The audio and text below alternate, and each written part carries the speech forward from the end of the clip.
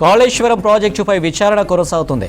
Commission ముందు హాజరయ్యారు IAS అధికారులు. కమిషన్ చైర్మన్ పీసీ ఘోష్ ముందు అటెండ్ అయి ప్రాజెక్టు వివరాలను చెబుతున్నారు రజత్ కుమార్, వికాస్ రాజ్, రామకృష్ణరావు. ఒక్కొక్కరిని ప్రాజెక్టుపై విచారణ చేస్తున్నారు జస్టిస్ చంద్ర ఘోష్.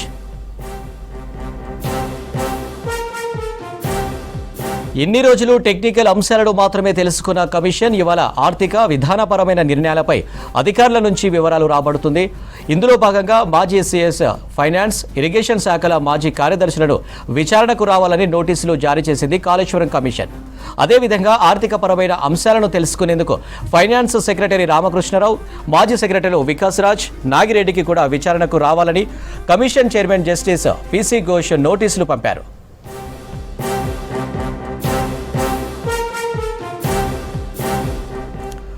మరిన్ని డీటెయిల్స్ యాదగిరి అందిస్తారు. యాదగిరి, విచారణకు ఎవరెవరు హాజరయ్యారు, పూర్తి డీటెయిల్స్ ఏంటి?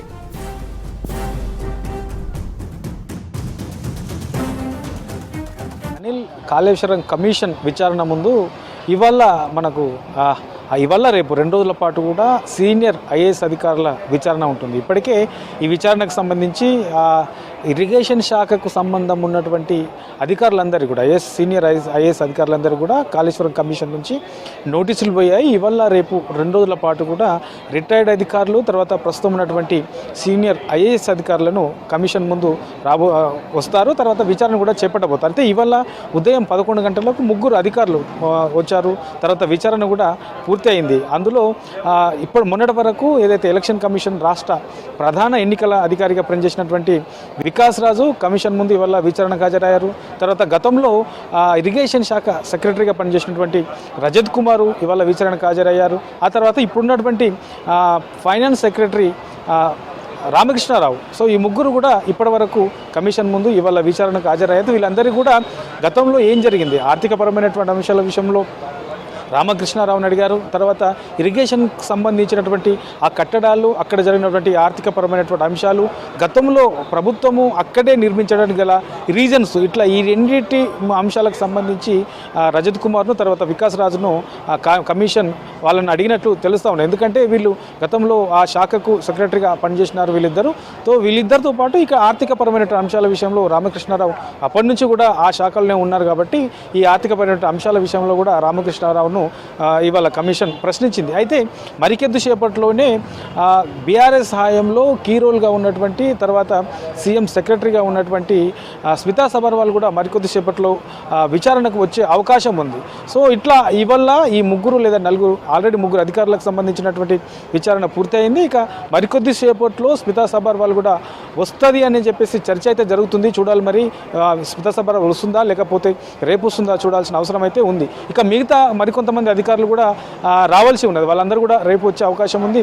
తర్వాత ఎస్కే జోషి, అంటే గతంలో ఇరిగేషన్ శాఖలో పనిచేశారు. సో ఎస్కే జోషి కూడా ఈ విచారణకు వచ్చే అవకాశం ఉంటుంది.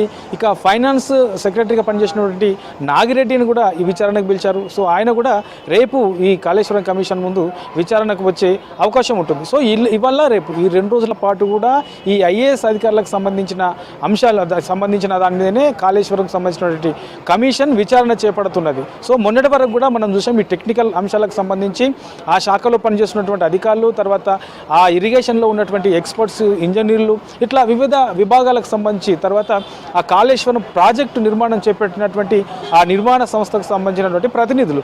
సో వీళ్ళందరినీ కూడా టెక్నికల్ అంశాలకు సంబంధించి మొన్నటి వరకు కూడా కమిషన్ విచారణ చేసింది. ఇక ఇవాల్టి నుంచి ఆర్థికపరమైనటువంటి అంశాల మీదనే ఈ కాళేశ్వరానికి సంబంధించి మొదట్లో ఎంత ఎస్టిమేషన్ వేశారు, తర్వాత ఎంత పెంచారు, చివరికి పూర్తయ్యే వరకు దానికి అయిన ఖర్చు అంతా, ఇట్లా ఓవరాల్గా దీని మీదనే విచారణ కొనసాగుతుంది. ఈరోజు రేపు ఈ 2 రోజుల పాటు కూడా ఈ ఆర్థికపరమైనటువంటి అంశాల మీదనే అలాగే అధికారులు గతంలో ఈ ఇరిగేషన్ శాఖకు రిలేటెడ్గా, తర్వాత ఆర్థికపరమైనటువంటి అంశాలకు రిలేటెడ్గా ఉన్నటువంటి సీనియర్ ఐఏఎస్ అధికారులందరినీ కూడా పిలుస్తూ ఉన్నారు. సో వాళ్ళందరినీ కూడా రేపటితో విచారణ వాళ్ళది పూర్తయిన తర్వాత అవసరమైతే అప్పట్లో ఉన్నటువంటి గత ప్రభుత్వంలో ఉన్నటువంటి ఈ పాలకులు ఎవరైతే ఉన్నారో, రాజకీయ నేతలు ఎవరెవరైతే ఉన్నారో, సో ఇప్పుడు వీళ్ళు చెప్పే దాన్ని బట్టి అవసరమైతే వాళ్ళను కూడా పిలిచే అవకాశం ఉంటుంది. ఇక ఇవాళ మధ్యాహ్నం 2:30 తర్వాత ఏదైతే విద్యుత్ జేఏసీ నేత రఘు కూడా కమిషన్ ముందుకు రాబోతున్నారు. ఈ విద్యుత్ సంబంధించినటువంటి అంశాల విషయంలో ఇప్పటికే ఈ కరెంటుకు సంబంధించి చాలా కాళేశ్వరం నుంచి చాలా భారం అవుతుంది, దానికి సంబంధించినటువంటి